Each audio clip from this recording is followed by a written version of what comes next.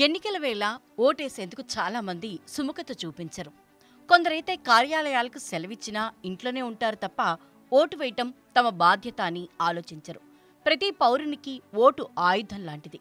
సరైన నాయకుణ్ణి ఎన్నుకునేందుకు ఈ ఓటు ఎంతో కీలకం. కారణాలు ఏవైనా అలాంటి ఓటు హక్కును చాలా మంది నిర్లక్ష్యం చేస్తుంటారు. దానివల్ల వారి ఓటు దుర్వినియోగం అయ్యే ప్రమాదం లేకపోలేదు. అందుకే బాధ్యత గల చాలా మంది పౌరులు లేవలేని స్థితిలో కూడా పోలింగ్ బూత్కు వెళ్లి తమ ఓటు హక్కును వినియోగించుకుంటారు. అలా ఓ వ్యక్తి ఓటు వేసేందుకు 2 చేతులు లేకపోయినా తన బాధ్యతను మరవలేదు.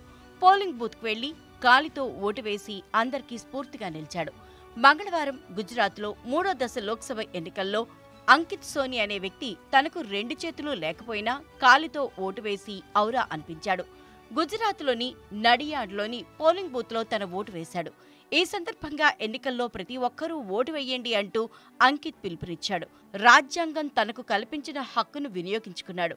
చిత్తశుద్ధి ఉండాలే గాని దేనికి అవిటితనం అడ్డురాదని అతడు నిరూపించాడు. 20 ఏళ్ల క్రితం జరిగిన ఓ ప్రమాదంలో 2 చేతులు తెగిపోయాయని అంకిత్ సోని తెలిపాడు. అయినా గత 20 ఏళ్లలో తాను ఏనాడూ ఓటు వేయకుండా ఉండలేదని చెప్పాడు. చేతులు లేకపోయినా కాలి వేళ్లతో తాను ఓటు వేస్తానని తెలిపాడు. అంకిత్ కాల్తో ఓటు వేసిన వీడియో నెట్టింట ప్రత్యక్షం కావడంతో వైరల్ అవుతోంది.